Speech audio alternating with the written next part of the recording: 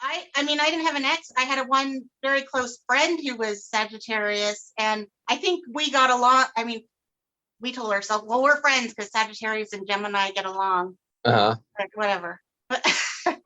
I guess the people in my life who have actually done harm to me in some of the most profoundly fucked up ways were all Sagittarians. We're all Sagittarius? Oh, I don't mean some. Better I mean all of them, steer like clear then. every last fucking one of them. I met Mary Higgins Clark once, and her daughter, it's a Carol Higgins Clark. Their mother-daughter, like they're mystery writers. They write like those mystery stories. Okay. So she said one of them, I don't remember which one it was, but one of them said the best way to get revenge on someone is to turn them into a book character. And then you just write them accordingly. You just write them the way you want. That makes sense. Yeah. Tom Petty said a similar thing. Tom Petty said, he said best revenge is to write a song about them. Yeah. No, that is pretty good. I would think it would be more if I did it. So this book, Narcissus Nobody, is more fictional, although there are definitely some emotional elements that are very true for me. But the circumstances of what happened are more fictional, and the characters are more combinations of people I've known mixed with other influences. But I wrote a book previously, a whole novel, which was never published, but went through 2 agents and never got picked up. And that one was way more autobiographical. That was a situation where I lived some shit and then said, this would make a good novel. Or actually, I first thought I should write a memoir about it. And then the more I thought about that, I didn't want to ever talk to any of those people again. I didn't want to go back and research. I didn't want to go back to the place where it happened. I didn't want to do the research necessary to make it factual. So I did make sort of a thinly veiled memoir as a novel. And there was some feeling of justice in people that had wronged me, portraying them in an unflattering light. But I also was careful to make there be enough degrees of difference so that they wouldn't, because you do hear horror stories. But I think it was more for myself. It was revenge, and not in the sense of it hurts them, because they probably won't even know. Nobody's ever going to read my work. Like, people aren't out there looking for obscure literary fiction to read by like, they're not going to really discover it unless they're Googling me or something, probably. But it felt good in myself. So not exactly revenge, but catharsis. Yeah, getting out your hatred towards the person. That's one of the words I was going to say. And, and I also found that in writing, in some of the things that I've written that are unpublished, it kind of helps you almost get through bullshit. In some ways, you're reliving it, but you're putting it in. You're reviewing it in order to put it in perspective and make it something that you can learn from, and something you can find the positive in, and find the beauty in, find some kind of meaning in it. Absolutely. I'm talking with author Gina Yates, whose new book, Narcissus Nobody, is out on 3 Rooms Press. Actually, it came out in April, which means it's still a new book. Yeah, it's still pretty new. And, April 13th is when it came out. That date had significance for me because back in 2000 and what was it, 12?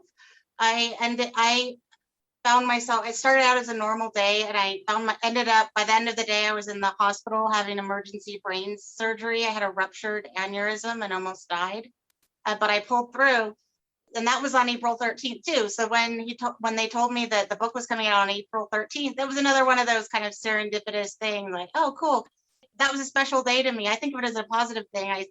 I think of it kind of almost like my second birthday, because I got a second chance at life. I was at that time, I hadn't really started writing this book yet, but I was in the thick of it with the other book. I'd been working on it for 10 years and trying to find an agent, and hadn't found an agent yet, but it was on my mind a lot, this whole thing of querying and trying to find an agent. And would this book this book. I had all my eggs in one basket of this one fictionalized memoir, which was about a time in my life when I was dealt with a lot of addiction and mental illness issues while living on a Caribbean island. And that was what the story was. But I was really into trying to get that book published. I was all in on that. And I remember being in the hospital and worrying about if I was going to make it through this emergency brain surgery, and just being like, I don't care. I don't care if nothing ever happens with this book. It doesn't matter. I just want to go back to my simple life of like selling used clothes and, playing with my dog. And I don't give a fuck about any of that. So it was really cool. It was kind of like a hard reset where I align my priorities to what I really care about is just the day-to-day, the little simple pleasures of life, just the joys of being alive and having the freedom, which I realize is a privilege that most people don't have. So I try not to take it for granted. It is a privilege. The fact that the thing I do for my day job, that's selling vintage clothes, is something I actually love and actually enjoy. And it's making that a priority, making it a priority to do the things that actually bring me joy, as opposed to getting all hung up. And as I was starting to get worried about, what if this book never, what if nobody ever picks it up? And then I did all that work for 10 years for nothing, and I'll die in obscurity and no one will know who I am. Who cares?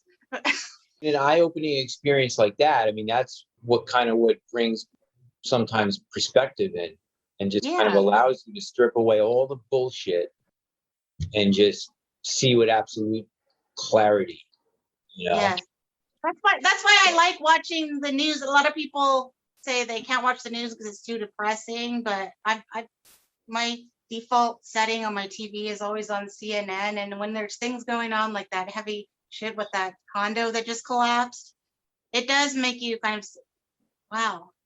I mean, I was watching it just before we started tonight, and the person who was talking to their relative in that condo, and the relative said, "Oh, the building is shaking. Oh shit!" And then they screamed, and then the phone went dead, and that person was still messing. It was like, God, there's always a lot to be grateful for if you stop and think about it. Absolutely.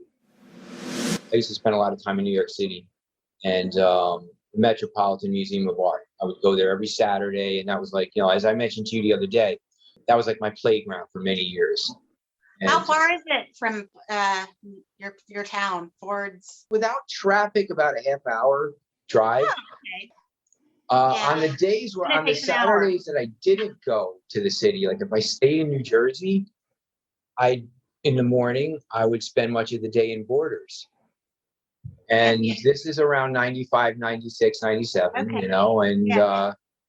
Okay. Borders eventually closed over the next decade. But, as we kind of moved into the 21st century, in the middle of Borders was the self-help section, right? And as time went on, the self-help section just got bigger and bigger and bigger and bigger, right? It's kind of like, but there was always that stigma with the self-help section initially. There was kind of like, it would be like psychology and self-help, kind of like, oh, this is. You feel awkward. You feel awkward if you're standing there looking at it. You don't want anyone to see which books you're reaching for. People who are fucked up over something. And there was that, it was kind of like almost like a notch just above, like, the porn section in the video store. You coming out of it or going into it, like all kidding aside, the self-help thing exists on many, many levels. It's not just books on, how to get up the corporate ladder, or, people dealing with a breakup or a divorce. I mean, there's people that, dealing with how to do Twitter for marketing your book. There's people dealing with death, the loss of a loved one, and, serious stuff like that. And people don't know how to fucking navigate through it, That's true. But then, like, the whole self-help industry started incorporating things like religion and spirituality and Eastern mysticism. I remember finding a book on chakra therapy. Yeah. in the self-help section. And so it just kept getting bigger and bigger and bigger. You have your own personal fascination with self-help books. Yes. And your book, and correct me if I'm wrong, was pretty much conceived in the self-help section of a Borders. Absolutely. It was. Yeah. The original aha moment where I said, I know what I'm going to write about for my next novel was in that exact location that you're talking about. It was the self-help section of Borders, and the Borders ended up closing. The Borders here in Albuquerque ended up closing, I think it was that same year. So that's how I know, that's how I keep the dates straight in my mind. That's how I know that it was 2012 when I first had the idea for the book. But I've always been fascinated with self-help. I always watched Oprah and Donahue every day growing up. I'd get home from school and I'd watch Oprah and or Donahue and all the talk shows like that that came along. And my favorite episodes were the ones where they had real people dealing with issues, and then they had some expert on who just had a book out about that issue, and they were helping them get through it. Because I just think it's fascinating, all these people that figure something out, and then they have the answer, and then they are able to make $1 million out of it, when really it's not necessarily as though they haven't, they just were in the shower and randomly had this epiphany and put a catchy title on it, and then it just was right. It was the right book at the right time when a lot of people were going through that particular thing and needed help with it. But as for myself, I think I mean, I like looking for wisdom anywhere. I'm someone who gets really excited about a fortune cookie and hopes it's gonna help me with whatever shit I'm going through. And I read my horoscope, even though I'm not really, I'm pretty agnostic when it comes to a lot of, is astrology real? Is anything like that? Are psychics real? I'm open to the possibility that there's a lot that goes on outside of our human consciousness and our perception, our limited perception. I mean, I'm open to it, but I'm pretty much a skeptic when it comes to all that stuff, astrology, tarot cards, anything. But that doesn't mean I'm not going to be looking there for insight. Anywhere I can get some little tidbit that makes me go, So what's self-help books? I've never really gone out and bought a self-help book for some particular thing I've been dealing with. But what I did used to like to do was just hang out in that self-help section and just pick up center books. of the whole, like the nucleus of the story, where all of the reading, or if there was somebody playing hang guitar. out there and just pick up titles and go, oh, this looks interesting, and read a little bit and then put it down. And I thought it was interesting how some of them would be right next to each other, but saying the exact opposite thing. But really, what it came down to, what my epiphany that happened that one particular day in the Borders was that I really know at that point, whatever I was going through in my life, whatever on a personal level, I was probably at my most cynical about the subject of intimacy, relationships, dating, all of that stuff. And I was fed up to a point where I just felt like, fuck all this. I felt like I wanted there to be a book that would say, you know what, you don't need any of all this. You don't need any of this. You're fine. Go home. You can live a perfectly happy life, being totally by yourself and only focusing on you, and have the occasional fling or whatever, but the occasional one night stand, the occasional friend with benefits, and get what you can get. That'll be fulfilling enough for you, and everything will work out fine in the end, and it won't be the end of the world. But all of these books, what I noticed a pattern with all of them, that after a while, everyone I picked up seemed to be saying the same thing. Especially, and I'm only talking right now about, because this was the particular section I was in that I was looking through when I realized this, that books that are aimed at single heterosexual women. And So I realized that that's a limited category, but those books in particular all had this underlying message. There was an underlying assumption that your end game is to find Mr. Right, no matter what, even though a lot of them would, judging from their titles and their main points and what it said on the back cover, it seemed like they were saying what you have to do is focus on you and forget about it and focus on yourself and put yourself first. But all of that was, so you have to pretend like you don't need a man in order to get one. Underneath it all, that was the message. And this is where those ideas of the self-help guru kind of come into play with your storyline you imagined that eventually unfolded into Narcissus Nobody. Yeah, so I started thinking, I guess I started thinking about, you know, I was at a point where I felt like, yeah, but I don't really need, that's not my goal. I really, and there's also a message that you need to have good self-esteem in order to attract a man. Right.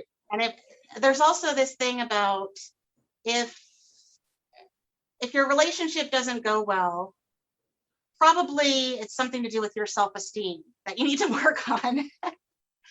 And I started thinking, you know, if I really had self-esteem, I wouldn't even need a relationship to begin with. And was it like the majority of the books that were telling you this, that this, like, was this the consensus on self-help books that were saying that you had Yes, to?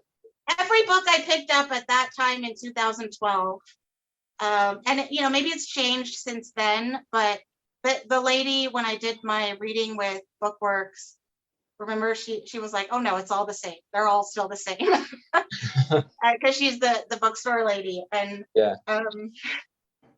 Yeah, there was this message that somehow I had to fix what was wrong with me in order to get some guy to officially give me that validation of that I'm relationship material. But without that, of course, it's going to be really sad because I'm going to be sad and lonely, and how depressing. But I felt like, I guess I never had, my parents divorced when I was very young, or an infant. And I never really had positive married role models to look up to. It seemed like I just had like my friends' parents, and they seemed pretty miserable. And, you know, so I never really had that thing of society, I feel, and it's loosening up a bit now, but society still has this thing about being half of a couple. Like somehow once you're there, it's like you've made it. It's a status thing. Yeah. And these self-help books all had this underlying assumption that you wanted that status, even if you thought you didn't, you know, everybody wants that, of course. It's what everybody wants.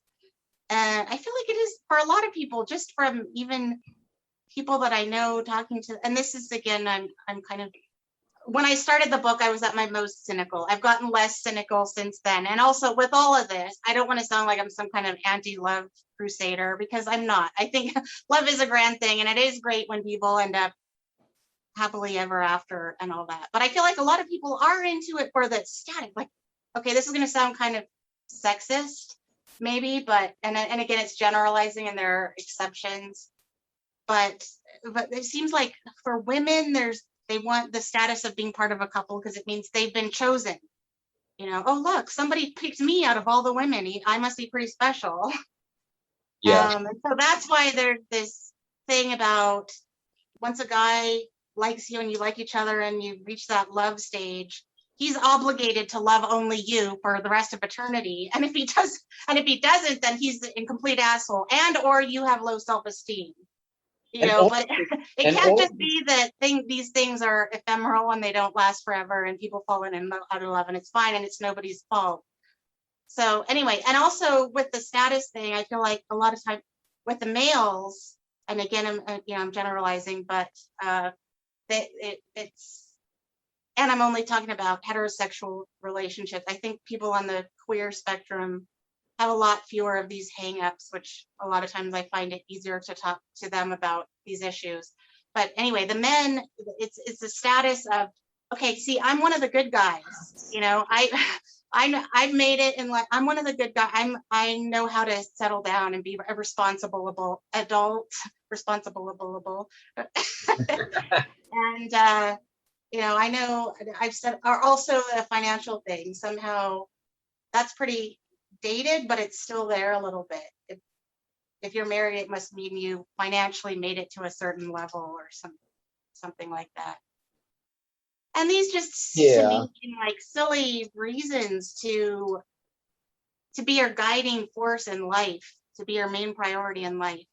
So that was all of my cynical thoughts that led to me deciding to write a novel about a self-help author who starts off saying all those cliche things, like all the books in the self-help section that I found, but then has a moment of clarity where he realizes he doesn't believe in any of that.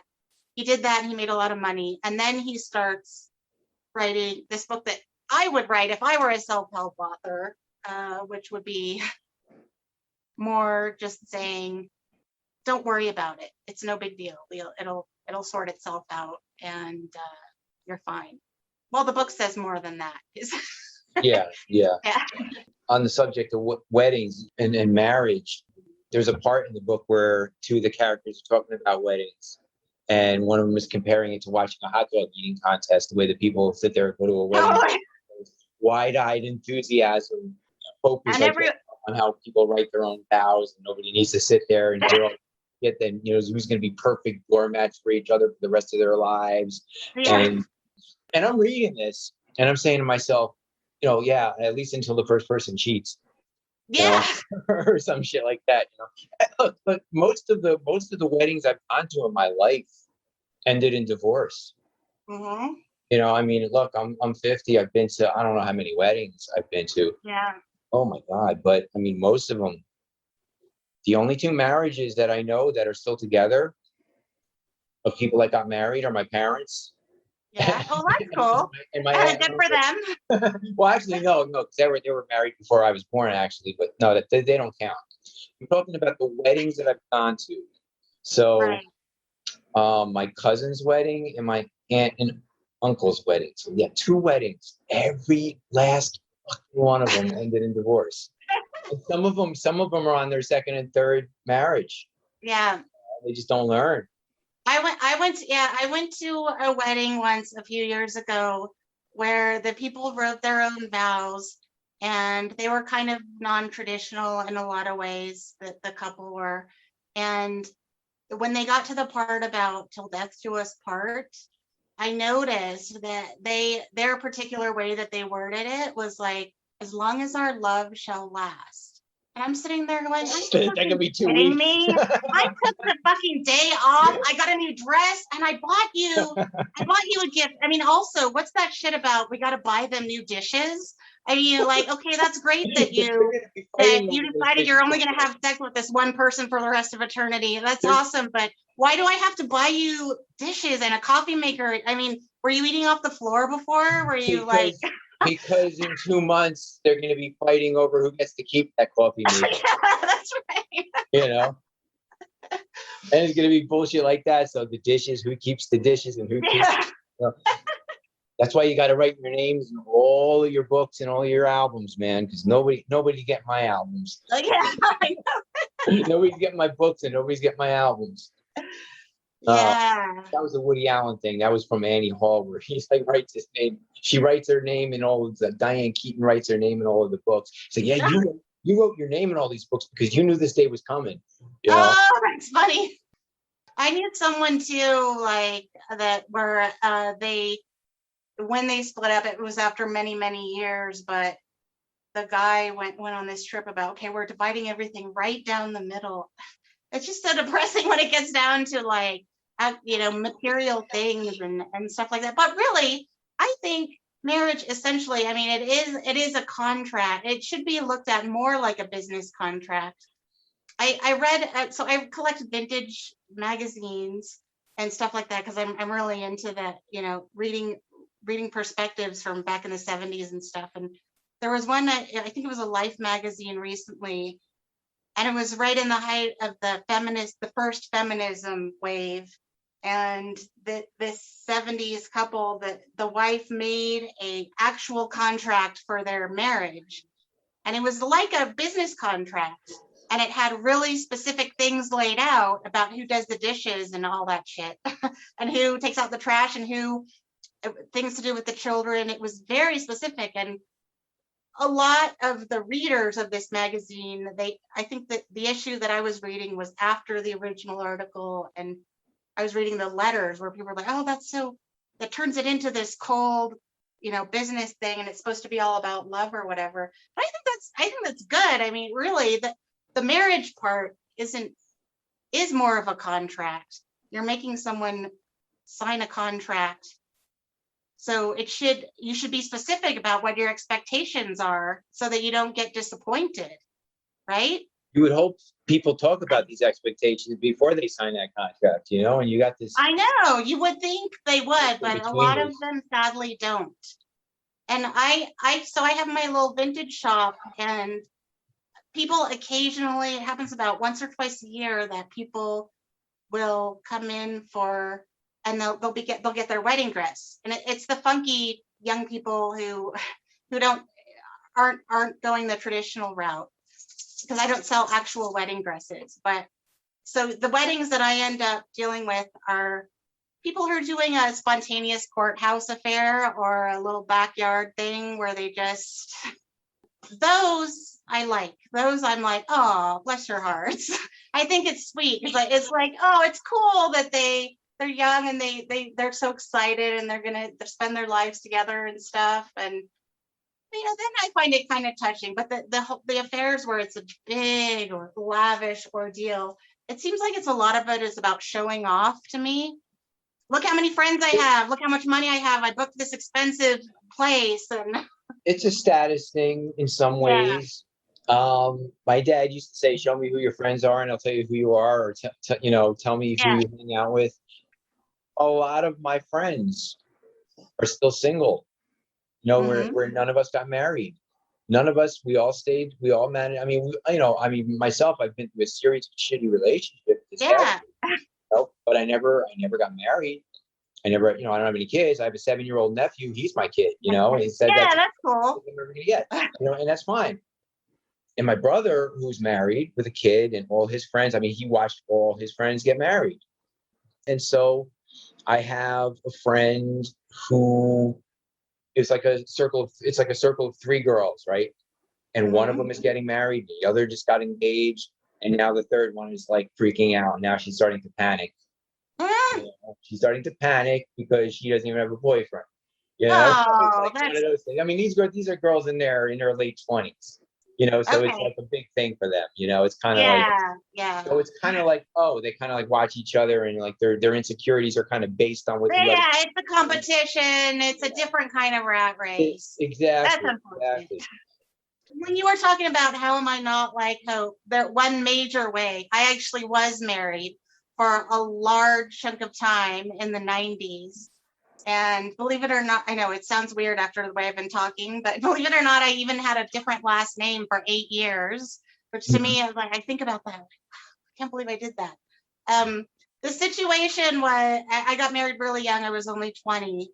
I was a student in Canada, and I liked Vancouver, Canada. I went there after high school because I went there for college, and I wanted to have an adventure and be in a foreign place, but I wasn't quite intrepid enough to go to a real foreign country. And it seemed exotic and cool. And I met this Canadian guy, and around the time my dad died, and then I no longer had a way to pay for school, and I didn't know what I was doing in college either. Like, I had no idea what I wanted to do with my life. So I didn't have what it takes to put myself through school or anything like that. So I ended up dropping out of school, and I had this relationship, and he was like, hey, let's get married. And then that way you could stay here, because I wouldn't have a student visa.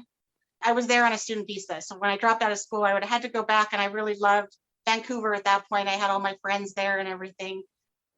But I had always been someone, even in high school, who would argue against the idea of marriage, who would say, well, if you love someone, why do you have to make them sign a contract saying they'll love you forever. That kind of ruins it. You know, like, why would you encourage them to take you for granted? I had all these arguments. I was the outspoken anti-marriage person. But at that point, I mean, it was kind of like, well, I mean, it seemed like, well, this is different. We actually need this piece of paper that I'm always like, why do you need a piece of paper to prove? But in our case, the piece of paper would help. And it seemed like, well, you know, he made it seem like it would be an adventure, it would be fun. And we had one of those spontaneous courthouse weddings and stuff like that.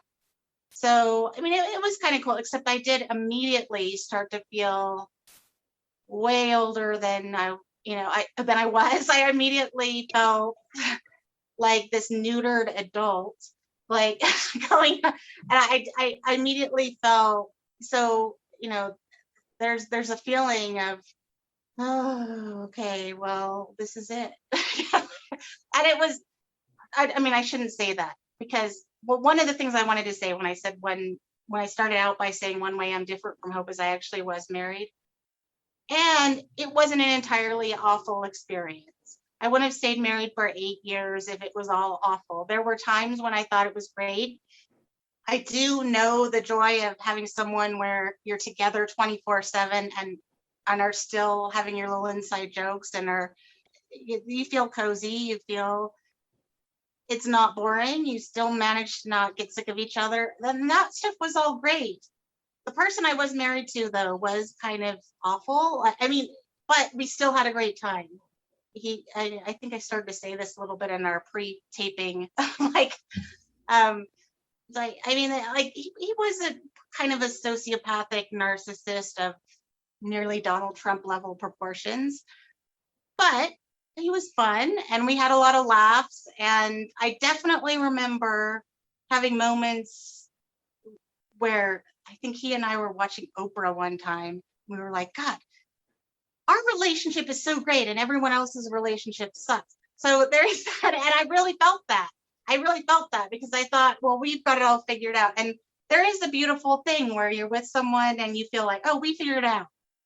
You know, we are really gonna make it. And that's what I think is touching when I see young people, like the young people who come to my store to get their wedding dress. And I'm like, it's just really sweet. They really think they got it all figured out and they're gonna make it work and they're gonna last forever. It's great. I mean, love is grand. So like I said, I don't want to sound like I'm this Debbie Downer about the whole subject, because I'm not. I mean, they haven't been through their bullshit yet. They're young, Yeah. you know, for lack of a better word, naive, and that's okay. You know, it reminds me of the very last episode of The Wonder Years. What was the girl in The Wonder Years? Winnie Cooper. Winnie. Yeah. And yeah, Kevin and Winnie are in this situation where their relationship is kind of tumultuous and they're promising they're going to stay together forever. And he says, quote unquote, it was the kind of promise that can only come from the hearts of the very young. Oh, You yeah. know? Oh. And that, no, that's great. That is brilliant. yeah. And my is like, so, I mean, that's more profound than any Bruce Springsteen or Bob Dylan or Neil Young or Tom Waits line I've ever heard. It's brilliant. I love it. It gave me goosebumps just now. Yeah. I'm like, oh. Yeah. And I mean, that's a line that comes into my head a lot for a lot of different reasons. I love it. Before I even got married, I had another relationship in high school where I pretty much figured I'd found the one and all that shit. And thought, you know, and I probably promised that guy that before I went off to Canada to have my own adventure. And I feel a little bad about that, but oh well. I ran into a girl I went to high school with in a Wegmans. Do you have Wegmans over there in New Mexico? Wegmans? No, what is it? Kroger's or Whole Foods. It's like a place. Okay. Yeah, it's like that type of a place. So I ran into her, and this girl used to cut my hair back in the 90s. And I hadn't seen her for, years, for a long time. And then at some point, I guess I got on Facebook and started reconnecting slowly with people I hadn't seen in years. Yeah.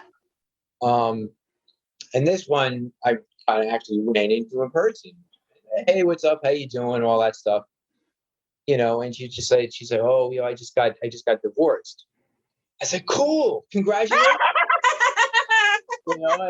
And like she looked at me like she was just like, thanks, like, and it, Yeah, like, yeah. so she's like, oh my God. I'm like, what? She's like, you're the first person that's ever said that to me. Like everybody is like so sad and they're trying to like pretend that it's such a horrible thing. Oh, And I'm so sorry. Yeah. so I'm like, congratulations, that's awesome. Because when That people is say great. like, oh, I just got married, my first fucking reaction is my condolences. Oh. Sorry. I'm not going to tell them that, but it's like, you poor bastard, you. Yeah. Oh, But you're yeah. right. With all of the whole self-help industry putting out all that stuff, and you said you had that moment in 2012 where you decided that all of this stuff was going to be kind of channeled through a self-help guru that you were kind of creating for your book. You would think that leading up to that year and the previous decade, where the divorce rate was pushing 60%, that people would slow down. I mean, like Oh, generation, our parents' people generation. are so arrogant. Yeah. Now, I mean, like our parents are baby boomers, right? You and Yeah. me, we're Generation X, Yeah. right? So our parents lived. My dad was older. My dad was 20 years older than my mom. So my mom's a baby boomer. My dad's something else. He would be in World his War II late generation. 90s, alive now. Yeah. What do He's they call that generation? The generation between the baby boomers. Is there the generation before the baby boomers. I don't know. I don't know what that's It's called. what Tom Brokaw called the greatest generation, which is in reference to the World War II generation. But your dad. Yeah. So my dad fought in World War II. So he's that generation. Yeah. Your dad was born in the 20s, right? Because he was in the. 26. Yeah. And for our listeners, because I don't think we've mentioned your dad yet, Gina is the youngest daughter of author Richard Yates, right? Yes. Probably most noted for Revolutionary Road. Yes. Which was a movie in 2008 with Kate Winslet and Leonardo DiCaprio. If people aren't familiar with the book, they might remember something about the movie and how it was those two reuniting for something that was not at all like Titanic.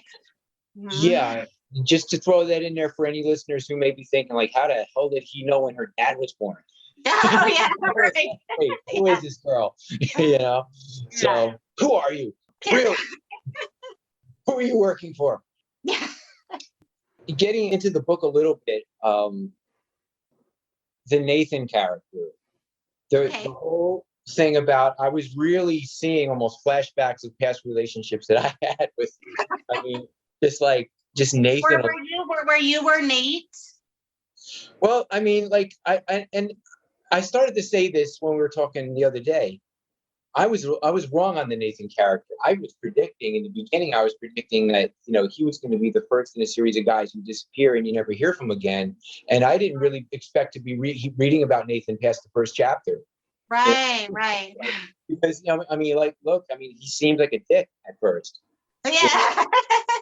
And like the use of, without giving spoilers away or anything, but the use of words like apparently, like everything is apparently, like he has no control over the situation.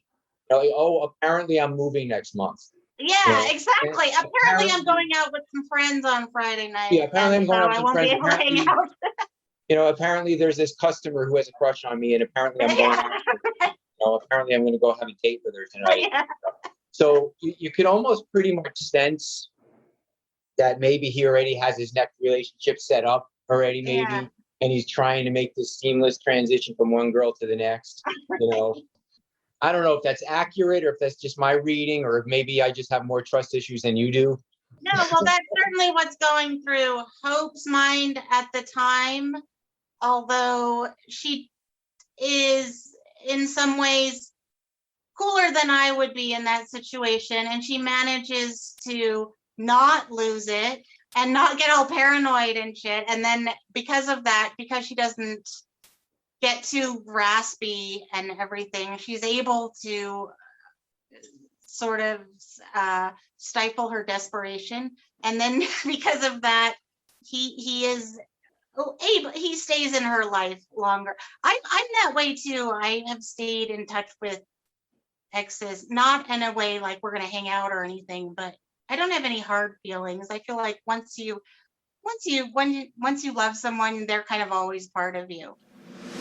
I have two things I want to make sure two little anecdotes that I thought of while you were just talking that I want to make sure I get out. I really loved your story of running into that girl and you said, and she said you got divorced, and you said that's great, and she was like, oh, thank you. And what it reminded me of is about 10 years ago, I had a lot of serious mental health issues from about age mid-20s to mid-30s. It was a bipolar disorder, bipolar 1 with psychotic features. So some a couple of hospitalizations, and then there was some addiction stuff mixed in. But for the past, I've been very stable and not even on any psychiatric meds, and I don't do any recreational drugs or anything like that anymore for probably 15 or so years now. And anyway, but they still like to check in on you. The medical community likes to make sure you're okay. So I went to see a psychiatrist about 10 years ago, and it was only one visit, and I'd never been to him.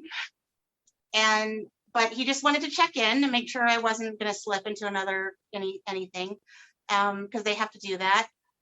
And so he just asked me about how things were going and everything. And he said, well, what about romance or relationships or anything? And I mentioned to him that, well, I've been single for however long it had been at that point, pretty much since my divorce, because since my divorce, anything I had wasn't a real relationship. It was like hope, just a lot of frustrating bullshit, but lots of dry spell, lots of time where there was no one. So I said to him, oh, well, I pretty much haven't had a relationship for and however long, it was a long time. Let's see. So it was 10 years. It would have been like 10 years or something. And anyway, this psychiatrist, he goes, oh, really? Wow, that's impressive. How'd you manage to avoid that? And I mean, his demeanor and everything was really genuinely happy for me. The way you sounded, telling your friend, oh, congratulations. It was really cool. It made me feel great. And I was like, oh yeah, and it was so great. I mean, he was just some psychiatrist, but it was like, yeah, it was very validating and really cool. So anyway, that was one thing. What's the other one? The other one was how you were talking about how people are secretly planning their escape from their marriage. Oh, sure. Yeah. So I love vintage. I have a vintage store. I love vintage magazines. I love vintage postcards, ephemera, any kind of letters or old comics or anything like that. I'm always in the flea market digging for stuff like that. And a while ago, I started not a while ago, like for a long time, I've noticed that in the 50s, when everything was very beaver cleaver and the marriage and family was an expected thing and everybody was supposed to be all wholesome. At the same time, all the comedy, if you think about shows like The Honeymooners, if you think about the comedy that was in magazines and on postcards that people were really laughing about and thought was funny, it was about how people were so fucking miserable in their marriages, and so true. a lot of it was about how wanting to have an affair with the secretary and all that stuff. And it's funny because the comedy, what makes something funny is that it has an element of truth in it. Anyway, I went in an internet rabbit hole of looking at comedians and talking about marriage and stuff like that. And I found a clip of Jimmy Stewart telling this joke.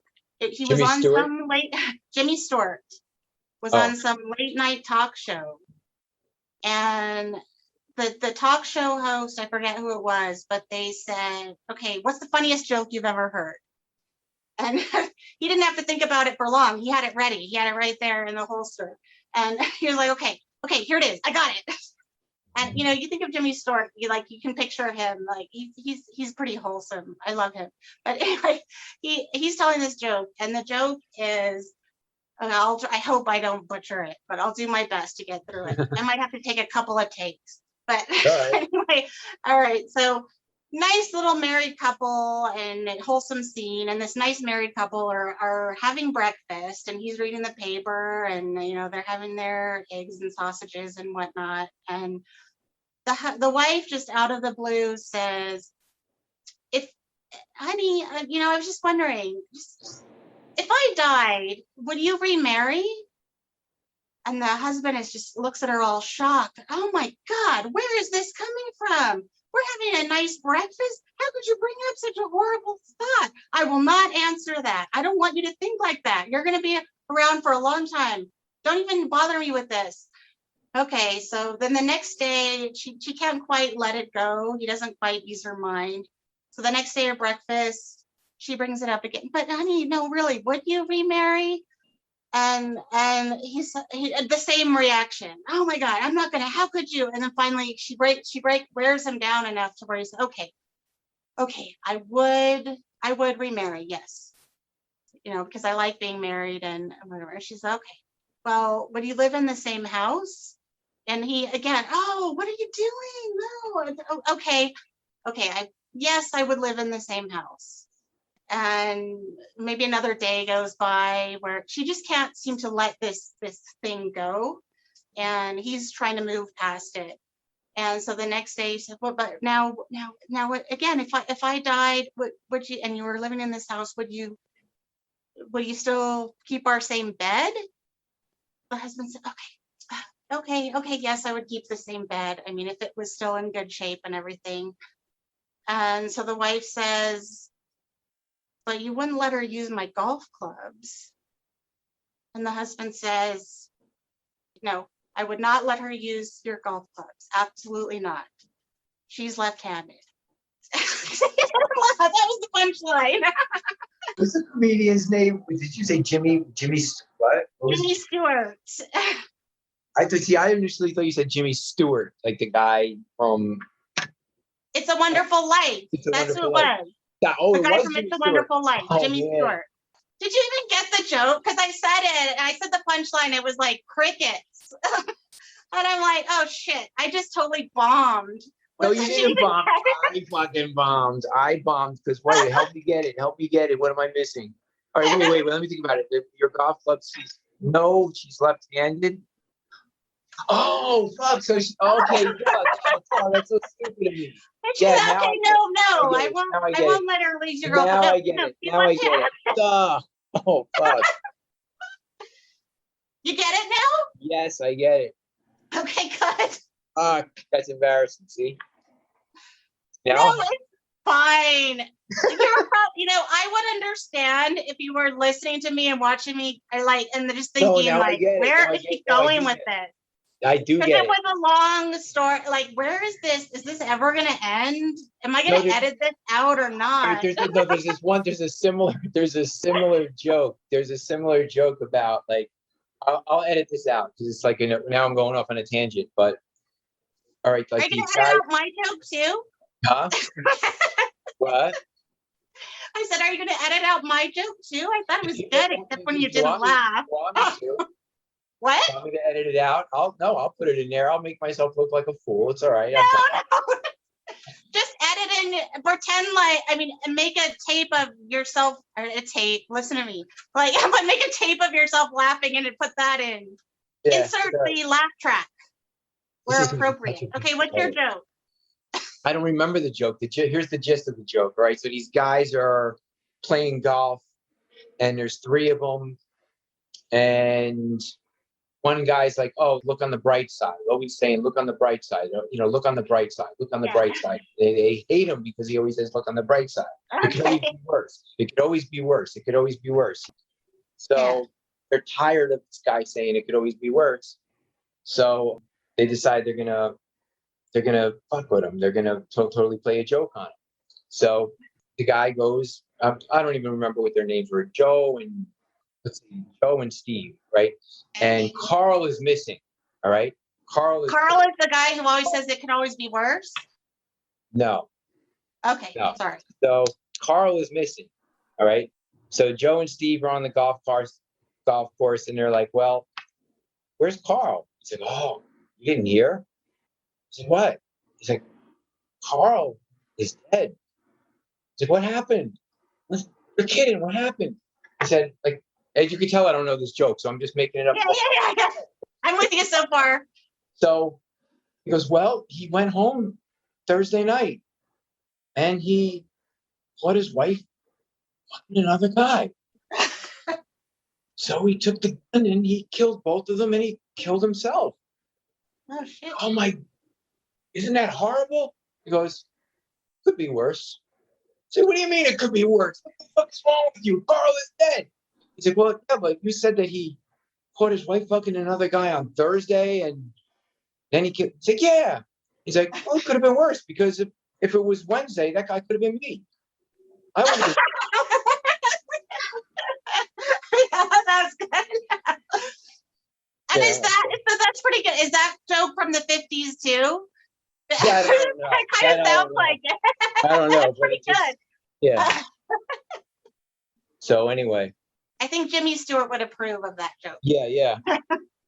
There's a part where when you said like the way she handles it, the way Hope handles it, where she gets like kind of like really tough on him. Like there's a one part where she's like, "Oh," he brings up like, I was just talking to a friend of mine, right?" Yeah.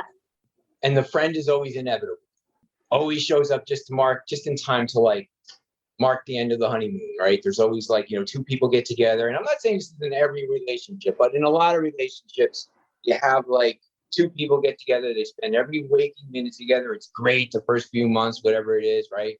And then suddenly out of nowhere, the girl or the guy, they start telling you in a careful roundabout way about this friend that you never knew existed. Oh yeah, right. But And suddenly they're talking about them all the time, like, "Oh yeah, so and so said," like, "Oh that's usually the first bump in the road. yeah." And in many That's cases, a red flag. that's the end of the relationship right there. So it's like when Hope says, "Wow," and she notices that her voice is shaking, and she said something to the effect of like all of her like future plans just kind of evaporate. Wait, when he said he was talking to a friend, but it was like he was talking to a is it out of context with the story? no, it's fine. I'm trying to imagine. I'm trying to recall the exact scene you're talking about, and I think it's when It's almost in like Nathan's on the phone. So Nathan is the guy who is a friend with benefits who won't admit that they're anything more than just friends, even though they're sleeping together every night and everything. And he's on the phone with someone else, and just some friend of his, but she doesn't know anything about who his friends are or what his life is outside of the time they're together. When he explains to the person on the phone that he's talking to a friend, and he's referring to Hope as just a friend.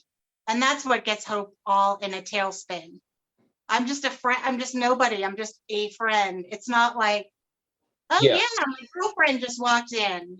But you kind of see like where she kind of gets all big and bold, but it's kind of like a defense mechanism in a way where, when Nate tells her that, when he's apparently quote unquote supposed to go meet this girl, Yeah, right. and then he tells her that he doesn't go, and she kind of gets like bold. And I'm gonna read the quote if you don't mind. Okay. Right, I like it because it's kind of like I can't picture like my 21-year-old self saying this, and it's kind of like, well, actually, it's a female perspective, but so Yeah. I'm quoting your book. She Okay. interrupted him, jabbing at his chest with her finger and grinning. "You were scared she'd be too streetwise to fall for all your bullfuckery. Yeah, I can see why you'd be worried about that. You didn't want to risk getting dissed in front of all those coffee shop nerds, so you stayed home and jerked off instead. See, I know this stuff. I have psychic powers. Bet you didn't know that, did you?" So you could almost see the psychology at work here, right? Going from that shaky voice insecurity, Yeah. that she could barely hide Yeah. Yeah. to this True. in your face defense mechanism, and you just know it's an act. You know what I mean? It's kind of like, It is an act, but I'll tell you from the female perspective, if this might enlighten you as to why females have behaved in a certain way in your past. There is a sense that you have to kind of be a little bit mean to guys in order to, because otherwise you have to be a little bit meaner than you feel like sometimes, because there is this sense that they're going to freak out if you aren't a little bit prickly. yes, absolutely. Then they might freak out and think you're expecting an engagement ring or some damn thing, And even if you're not even remotely, even if you don't have that agenda at all, a lot of times, because of all that stuff I was just telling you about, and I think not just the self-help industry, but society in general, and all of that underlying, whatever it is, that the assumption that we all have based on society's expectations about what women expect and what men expect, which is not really always accurate. It's just a generalization, but because of those generalizations, it causes both parties to jump to conclusions. It causes the men to be on the defensive. Oh, I don't want her to think we're any kind of like, we're going to go have a kid or anything like that. Oh, she's getting older. She must be having that biological clock thing. And so she must think we're going to marry. She must be expecting we're going to get married and have a kid and everything. So people get all paranoid when really each situation is different. And if they would just relax and let the person express themselves, they would see that there's no reason to get all panicked. And yeah, so as a female, sometimes you have to be a little more of a jerk than you maybe are. So Hope has this thing going for her where she is basically a very loving person. She is basically very warm and compassionate. But when it comes to men, she has to be a bit of an asshole sometimes as a defense, or as if only to say, look, I'm onto you. Like I see your bullshit. Like I know when you're bullshitting me. Yeah. It's as simple as that. It's just kind of, don't fuck with me, in other words. Don't try to bullshit, don't try to feed me any of your bullshit. Apparently I know better than you think I do. Apparently you're not as smart as you think you are. Yeah. So, I mean, that's the way I read it. That's the way I kind of read it. And then there's just kind of like I don't want to say a turning point, but kind of like there's like a big turning point that kind of comes in chapter 5 or 6. And then there's kind of like a little one where I have another quote that I pulled because I want to read this quote to get to get to my point, where she says, where she's kind of confronting Nathan on their relationship. Mm-hmm. And it's kind of a moment where she says, the other day at work, I'm reading you now. The other day at work, someone asked me if I had a boyfriend, and I took so long to answer that they changed the subject. I mean, what was I supposed to say? Well, I'm seeing someone for 6 months, but it's not really a relationship. She took another deep breath, trying to ignore the fact that she had the phrase "eye on the prize" rapidly circling through her brain like bad sitcom music. This is like really the first time that she's kind of realizing that Nixon has gotten into her brain a little bit. Yeah, so the phrase "eyes on the prize" is one of the little catchphrases in one of the Brooks Nixon books. Right. Brooks Nixon is this self-help author who is writing these very formulaic books that sell really well, in which he advises women how to pretend they don't need a man in order to bring them in. hook them and reel them in, catch them and keep them.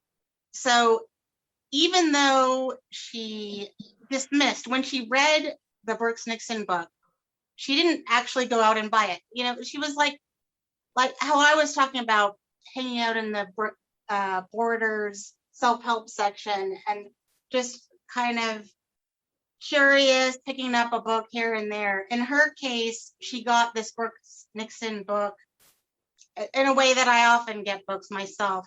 She's at a yard sale and she loves yard sales, and she wasn't even going to buy the book, but she felt sorry for the guy running the yard sale because he didn't, you know, he was a compulsive hoarder and trying to just get rid of shit. And she was like, okay, I'll take something off your hands. She saw that and she thought it would be entertaining. A lot of times I'll pick up something. I've picked up random weird self-help and not just self-help, random weird books of all kinds because it would be entertaining in an ironic way. And she thought she would read it and have a good chuckle about how stupid he was. But yet, even things that you are reading in an ironic way or watching in an ironic way, you know, did you ever just end up watching some show that some soap opera, say, that you just thought this will be funny because it's so pathetic and weird, but then you're really into it. So she kind of got that way with the Brooks, and she wasn't really into it, but it seeped into her subconscious to where she started taking his advice without being consciously aware of it. And one of his things was keep your eyes on the prize, be calm, act cool on the outside, but keep your eyes on the prize. Therefore, don't, you know, so in her mind, she's thinking about Brooks Nixon's lame advice as though it might help her, because at this point, why not just try? Right. But she's trying to bat that thought away. No, I'm not listening to him. And then she ends up. Yeah, it's kind of like if you're a superstition that you're like, you know, I don't actually, like we were talking about earlier, I don't actually think the number 9 is magical, but it doesn't hurt to wear this necklace now. It's not good. Right. The big thing with Nixon in the story, Brooks Nixon, the Brooke Nixon character, which kind of reminds me of a reversed version of the Tom Cruise character in Magnolia, which, you know, it's like, oh my God. Okay. You are Gina. Oh, huge inspiration. I love that movie. I love that fucking movie. I love that movie. I love that character. I had an inspiration board with pictures of Tom Cruise, not in Magnolia, but yeah, I love that movie and I love that character. And he's a huge inspiration. So yeah, you are the cinephile and historian that you claim to be, my friend. I'm impressed. I had that too. Oh, respect the cock. Respect the cock and tame the cunt. That's it. Yeah. Wow. See, I was wondering if, like, see, most people I say, oh, did you see this movie? No, nobody knows what the hell I'm talking about. So props to you, girl. No, let's see. I'm usually that person who has no idea what people are talking about when it comes to movies, even though if you ask me what are my favorite movies, Magnolia would be one of them, but I would draw a blank. And when people start going on about this movie or that movie, I often feel lost and out of it. Unlike with music, I'm a little bit better, but with movies, I don't have the patience to sit through a lot of movies and to follow the plot and everything. And I just, but I fucking love Magnolia. So that was great. And I had on my inspiration board when I very first, actually, it might have even been that trip to Borders where no, it wasn't, because I'm picturing it now. I can visualize it, and it was a Barnes and Noble. But it was around the same time, around 2012, when I had first decided and figured out what I was going to write for this novel. And I thought of the Brooks Nixon character, and I even had a title before I had anything else. It was Narcissus Nixon. but I remember it was actually Barnes and Noble. I remember picking up a Dorothy Parker journal that had a quote from her on the front that was going to be for my notes for the novel. And the same visit, I picked up a postcard of Tom Cruise. It wasn't from Magnolia, but it was a postcard of Tom Cruise where he was like, I have the postcard still, I'm sure, somewhere, but he was standing on a roof kind of squatting, and it reminded me of that thing where he jumped on the couch when he was in love with what's her face on Oprah. Oh, Remember Katie when he Holmes. jumped on the couch? Yeah. He was in love with Katie Holmes, and he was Yeah. like, yeah, I'm in love, and he jumped on the couch. Yeah. I even thought that was cool. Even as cynical as I am, I'm like, that's awesome that he's just like, yes, I'm in love, and he jumped on the couch. I was like, I fucking love him. He's great. I don't care that I mean, whatever. He's a Scientologist and he's kind of insane, but you know, Magnolia was fucking brilliant. So anyway, I bought this postcard of Tom Cruise to be on my inspiration board because that character was such an inspiration for Brooks Nixon, even though it's totally different because that character's target market is men trying to get laid. And That's why I said a reverse version. Brooks Nixon's target audience is women trying to land a man for a commitment. So it is very different, but they're both funny. They're both funny because of how ridiculous they are and over the top. Yeah. So like the thing with him is that he kind of changes his perspective over time, right? He begins kind of telling his audience, forget everything I was telling you. Maybe the answer is not in monogamy. If you still believe that, then don't worry about it so much. Just don't worry about forcing the issue, right? Love's gonna find a way, right? Like the Pablo Cruz song says, you know, in most cases you're better off alone. Happy on your own. Like where does he start pissing off his audience? Is it just because he does that, he changes his outlook? Or does he go further? Does he take it further than that, where people start taking? Yeah, he does. So originally my idea was that he would just start saying, maybe you're better off alone. If you're an introvert, well, he doesn't say this, but my philosophy that's kind of behind it is that some people are introverts. They get their energy from being alone, and being around other people drains them. So if you're that way, maybe you don't necessarily need to have someone around you 24/7. Maybe you are better off just having occasional people in and out of your life. And originally that was the way I was going to have his character arc go, and start just saying maybe it's okay if you just have a series of romantic entanglements that make up one big tapestry. Kind of like, you know how nowadays people are less fixated on trying to have one career that they excel at, and that's it, and they're putting together a patchwork of different little side hustles, and then that makes up one whole career. And so my original idea was that Brooks would be saying, it's okay, you can have lots of little loves, and in the end you'll be fine. But about when I was writing the novel, about 2/3 of the way through, I felt like this needs something. I need to raise the stakes a little. It's a little bit too, I just need to spice it up a little. So I had him go a little too far into, he writes one book where he gets into the territory of almost telling people, it's almost an instruction manual to how to have affairs, how to break up other people's marriages. So I needed something, because I knew I wanted to have him to have this spectacular downfall where everyone turns against him. And I felt like just saying you could be by yourself and that's okay wasn't quite enough. So I had him be a little bit more controversial, turn it up a notch, had him talking about how, you know, if you're into someone and they're married, that doesn't matter. You can still, you can get them to. He starts going as far as just like almost like aiding and breaking up, telling people how to fuck up their own marriage. Words, you know, and it's kind of like, wait a second, this guy's like, he goes a little bit off the rails. Yeah.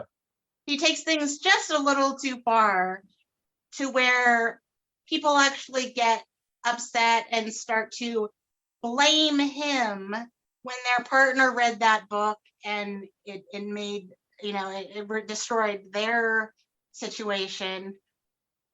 So yeah, I needed to raise the stakes to make it more something that would realistically cause a fall from grace that was as big as what he had, to where he ended up. Although in some ways, one can interpret it as that he didn't really lose it all because he stayed true to his own.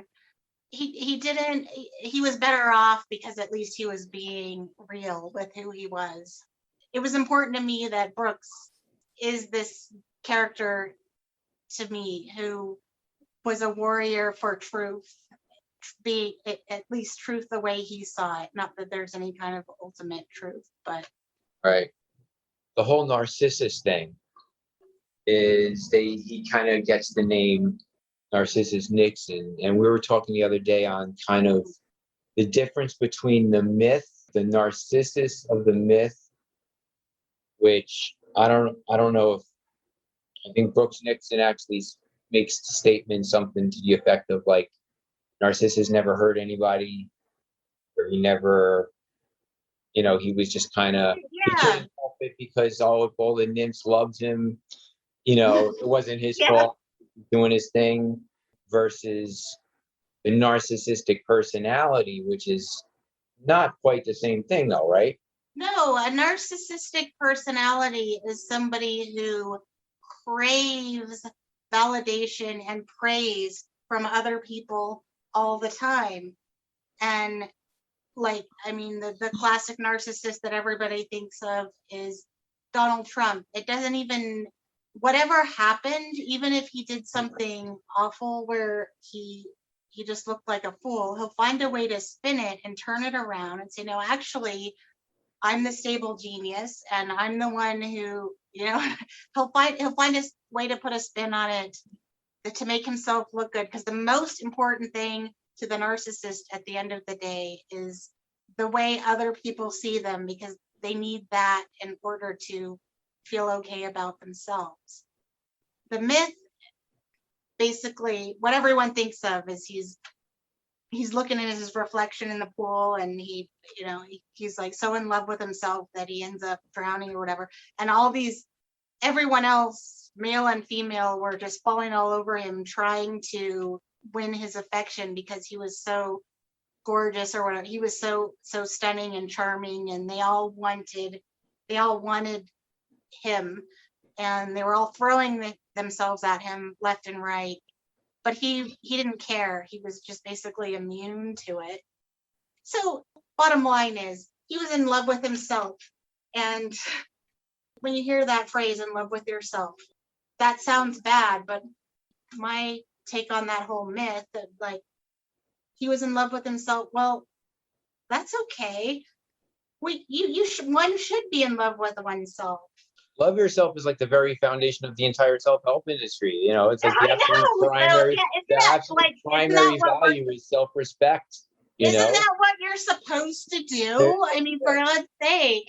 So it's like love yourself doesn't necessarily mean like, oh, look at me, I'm beautiful, I'm so in love with myself. In terms of self-help, it's just based around, know who you are, appreciate who you are, know your worth, know that you're worth something to someone else, respect yourself.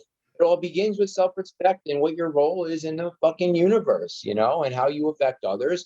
That's love yourself, right? And the opposite of that, the opposite of being in love with yourself, is hating yourself, thinking you're a disgusting pile of useless, garbage.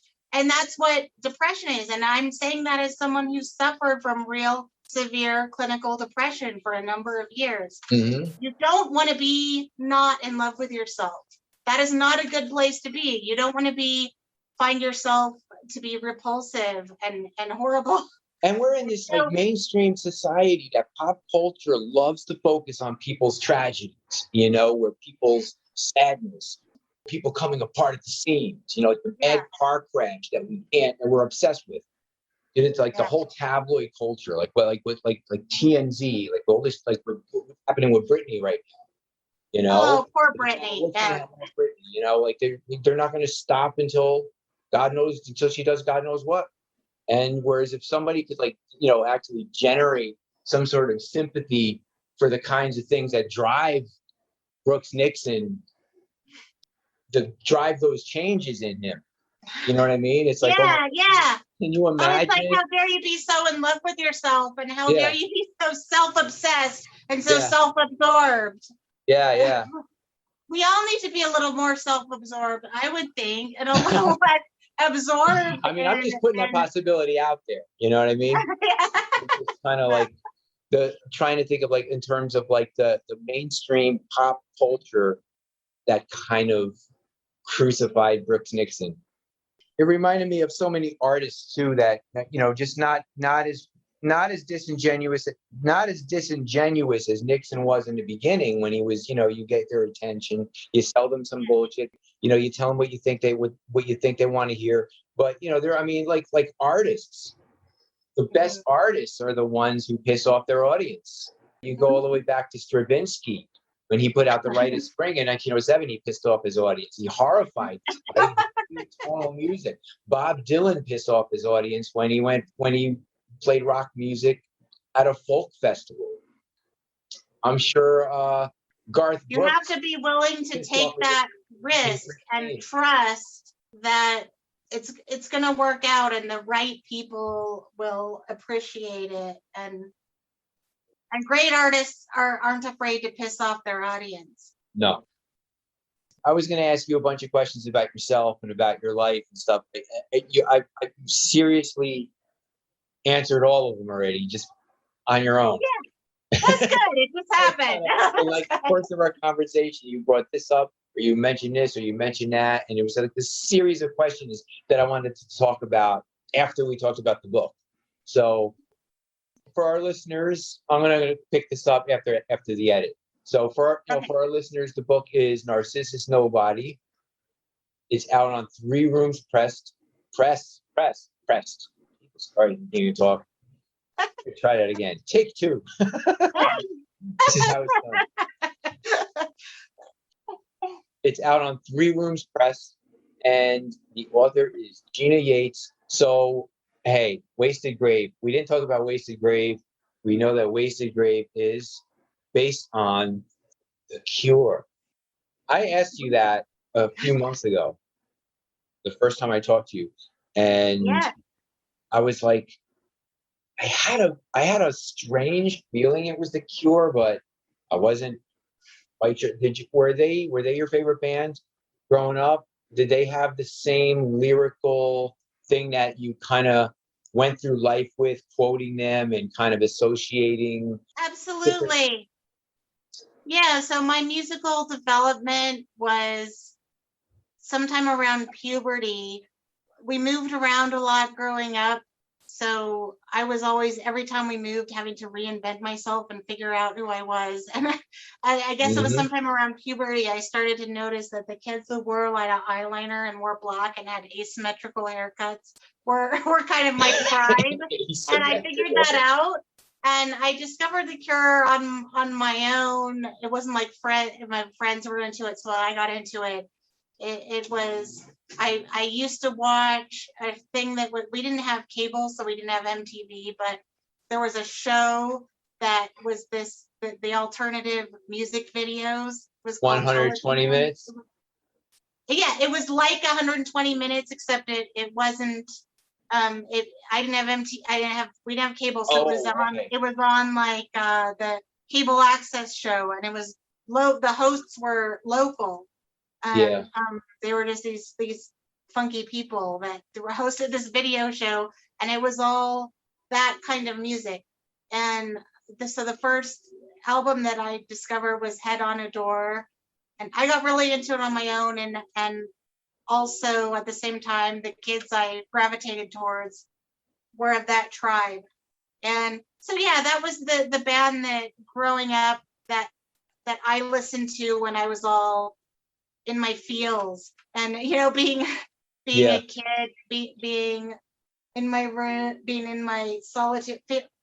What was beautiful about their music to me was the way you look at Robert Smith. He's kind of looks like he's uncomfortable in his own skin, and he's kind of squirmy, and it is like, but it's somehow beautiful, and the lyrics don't make any sense and are creepy and weird, and makes you feel like there's worms crawling on you, but it's all, and that's how you feel as a teenager.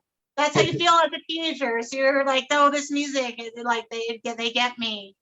So yeah, so I when I wrote the character of the rock band Wasted Grave, which is the fictional rock band that is Hope's favorite band all throughout the book, or it's her favorite band when she's young, and then she has a special attachment to it throughout the book as she gets old, as it is with bands. Like you have Kiss, they're like it's your first band that you're really passionate about, and it's maybe throughout your life you're not always listening to their albums constantly, but it has a special place in your heart because it was the first thing that got you really excited about music.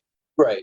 And that's how The Cure was for me, and that's what I based this band Wasted Grave on. And when I was writing their imaginary songs, I was thinking about imaginary songs by The Cure.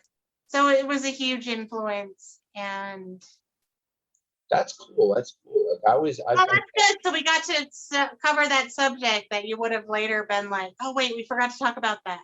That's good. No, I wanted to get back to. There was no way I was going to not mention Wasted Grave.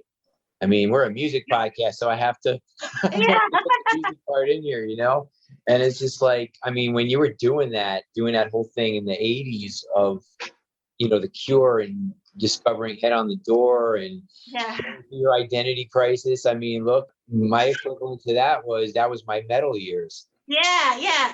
Being in high school, you had to look a certain way. When metal came, and I don't know if this is true for the music that you listen to. Maybe it is. Did you there was almost a pressure, and almost like there was like a uniform. You had to look a certain way. You had to act a certain way. You used certain code. There were certain words that you used. There was like a language that you spoke. You weren't. Absolutely. And I remember this. I liked this discussion when it came up in one of your other episodes. You were talking about that with regard to metalheads, and it was the same for my whole scene. And it made me think of the year I graduated high school and I moved to Vancouver, and I was in college. And there was this one moment when I got really into that song by George Michael, Freedom 90. Yeah. And I was like, this song is fucking great. And I don't care. And I bought the single, and it was the first time in my life where I really felt like this song is great. And I'm not saying that in an ironic way, like that is actually kind of, I don't hate it. It was like, no, this song fucking is great. And I don't care. I'm going to rock out to it. And in it's something that whole thing, that whole phenomenon happens a lot in my day job with the vintage shop, because I deal in clothes that are kind of ironically awesome. They're hideous because they're so 80s or whatever, but yet kids are like, and like my customers come in and they walk around and they go, you know what? I actually don't hate this. Or they say, you know what? This is the most hideous thing I've ever seen, and yet I somehow love it. What is that? And I'm constantly sitting there to myself thinking, just say you love it, for fuck's sake. Just don't get over all that. I find so many cool things in thrift stores. In the village, like just in the village. But yeah. Oh my God, I would probably shop at your store. Yeah, I know you would. Like, and you would unironically love the stuff, I hope. Oh my God, that's awesome. That's another thing. Every time I say hope, I feel like I'm making a play on words, because that's the main character from the novel's name. Yeah. Is there what's the hardest thing about it though? Is there anything you hate about writing? Well, I'll give you my favorite Dorothy Parker quote, which is, I hate writing. I love having written. And I think pretty much any writer can identify with that. and then once you've had the satisfaction of something, if you wrote something and it worked out, then you know what that feels like, and that feels great. And you have to hold that in your mind as, as the eyes on the prize, the thing that you're striving for. But a lot of writing is really agonizing. It really is. I mean, you just have the whole days where you feel like you've been struggling for hours and you haven't made any progress. Everything you turned out was garbage. And it can be really painful to feel like you're just spinning your wheels and not getting anywhere. It's not fun. A lot of it is not fun, and it's not for the faint at heart. It's for people who you have to really, really, really be sure that what you want is that ultimate feeling of completion. You have to be really sure that you have this story in you and you're going to get it out. You have to have that there's a level of drive that is necessary. Writing, a lot of it isn't fun, and you just have to have that determination to sweat through the really hard part.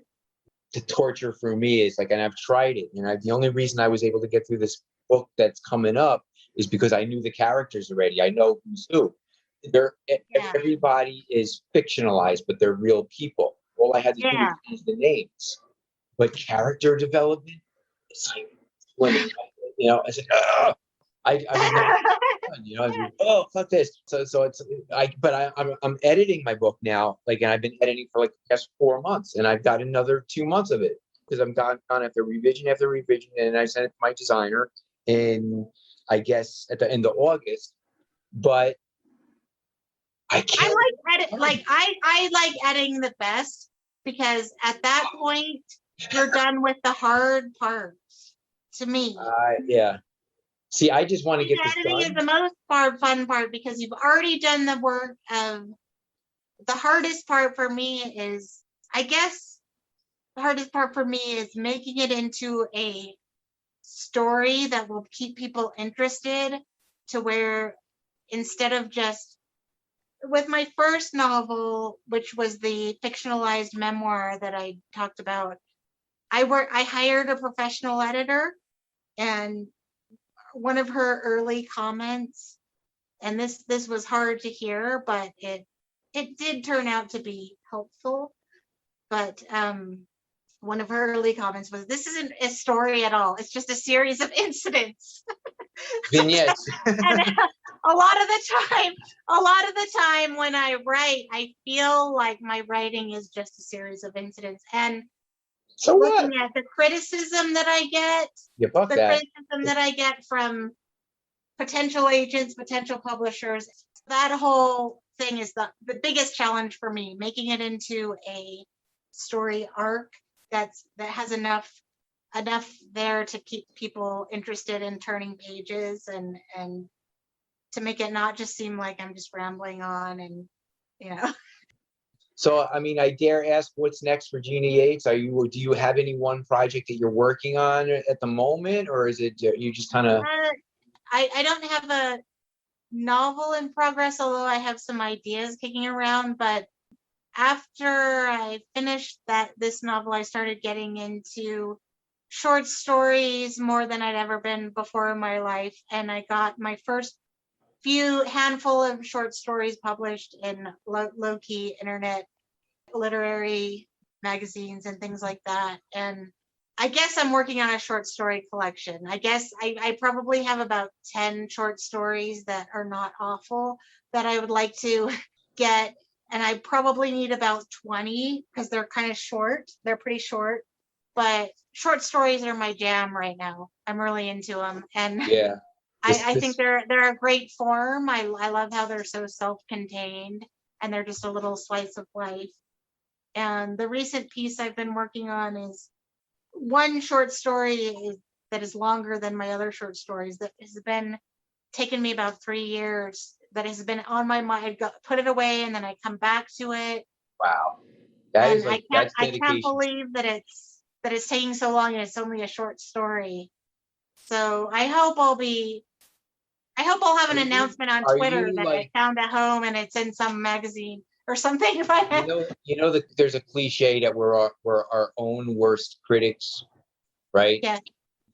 Is it taking that long because you feel it's not ready, or the story's just not done, or you're just not like, this is not done, like this is not ready, it's not up to my standards, or it's not up to, like, do you Taking that torture? long to organize it into something that even looks like a story, Okay, I that got you. even has a beginning and an end, and doesn't seem like a bunch of tangents that Something lead cohesive. nowhere. Yeah. Hmm? Something Yeah, cohesive. Yeah. it's not cohesive. It's just now starting to feel like, okay, I can see the shape of it. I Gotcha. can Yeah, yeah. see, yeah, and that's satisfying. That's a good feeling. No, it is. It Um, is. It's like, the only way I can relate it to is because what I do is, where you have all this research and you have you have all your research, you have all your interviews done, you have all your pieces in front of you, and now you got to start putting it together into some sort of linear yeah, story. You got to tell your story with the pieces you have. And yeah. yeah, it's fun though. It's It is fun. I mean, and then the thing that keeps you going is that those individual pieces. You feel excited about those individual pieces. yeah, yeah. You feel And like, I they're know all there's something strong enough. great in You here know, underlying it all, and I just have to. It's also hard when you're editing to know when you're done. Like yeah. You have after to know when you're done. after all the things with my publisher, I still have things. The book is out now, and I still have things You're still where writing it. You're writing it in your head, I'm still like, or you're editing. I wish I had fixed that one little small part. Well, in my book, I have Andrew Jackson's inauguration as 1929 instead of 1829. So like one little Oh, fuck up of the key, and I'm like, oh, how many revisions? And two or three people didn't catch that in revisions. oh Yeah. man. So I mean, I got to live with that. So that's my, I mean, I can pull the book. Everyone probably has things like that. Yeah. Yeah. But you know what? It is what it is. I'm already, like I said, I want to get the second one out so I can start the third one. And I hate it. I just want to fast forward the next 2 months. But Yeah. is there anything that you want to plug, or is there anywhere, do you have like a website or anything where if people want to find out about you or buy your book or anything that you want to plug? Well, I Or, have a website, but like many artists, and I think this is true for writers, musicians, like I have a website that I'm not very great at maintaining, but Mhm. it does have a way you can reach out to me, and I try to keep it updated. It's ginayates.net. If you follow me on Twitter, I'm pretty active on there. It's I like, recently picked up a writing book in a thrift shop, and I befriended the author. It was so cool. It was from 2007, but I liked it so much I befriended the author on Twitter. And one of her things was, think of your writing like a friend, that it's a relationship you've had for a long time, and you don't want to really let the relationship fizzle. So you got to nurture it. If you have a friend and they keep making plans with you and then not showing up, like you're not going to hang around waiting around for them forever. So put yourself in the yeah, shoes of your writing. They're not that's going to true. wait around for you to show up. Like they're going to. Yeah. So that was an eye opener for me, the way she put it, and I've started thinking of it that way, to nurture the relationship with the writing, because it's yeah, you're a writer. That's what you do. It's in the blood. Yep, absolutely. But this was one of the mega mosaic conversations that I've had. This one was good. Oh, that's good. I'm so happy, and thank you for being It's such a gonna be warm and welcoming it's gonna be a mind host. fuck to edit. Host. No, it was great. I I just love can't it. wait to And send you the when file you and were like, oh, when you were saying, oh, well, like, I don't have a lot of whatever, ton of followers or whatever, that makes it so much easier. I mean, not just easier, more more fun for me. Like seriously, if this was NPR or something, I would have just been so stifled, afraid of what to say, and I wouldn't have said anything good. I just would have been shitting bricks the whole time and like, oh. Yeah, the more I think about it, the more I hate listening to myself. When I listen, and I have to do it all the time because I have to edit. And I listen to myself, and my three biggest things that I cannot stand about it, listening to myself, is man, and you know. Oh, I didn't notice any of that. No, you notice it because you're listening to yourself. Exactly. And my things are, I giggle when things aren't funny. I have this laugh that just, see, I just did it. I hate that. It's a nervous laugh. And I do it too, because it kind of fills in this empty space where you're not quite sure of what you just said, and you're not quite sure of how the person is going to take it. So you kind of fill in that empty space, right? I do it too. Yeah. It's kind of, that's the way I don't know if that's true, but that's the way I interpret it, is when I'm thinking about it. Yeah. It's like, I did even though if the more you think about it and the more you're conscious of it and trying not to do it, it just makes it worse. So you have to just forget about it. Yeah, and it's probably the same with your and you know and stuff like that. But if you watch professionals, if you watch CNN, you'll know that you can observe that people like Anderson Cooper, they all have their tics like that. Yeah. And it makes you feel a little better. And another thing about mine is I feel like I have a nervous voice. So I'm really bad at when I have to lie to a cop when I got a speeding ticket and make up some extenuating circumstances or some shit. It's like so obvious that I'm full of shit because I can. I got a parking ticket the other day and someone said, you just call them and tell them you went into the shop to get change for the meter and they'll let you off the hook. But I couldn't do it because I knew I would get that nervous thing in my voice. I'd probably be giggling too much, and then the whole thing, the jig would be up. Whatever. Well, I think your book is great. I think you're a great writer, and I think we just had a great fucking episode. That was excellent. Thank you, and let me know how I can be of service in the editing process. Oh, I'm going to send you a whole file so you can edit it. What? Yeah, really.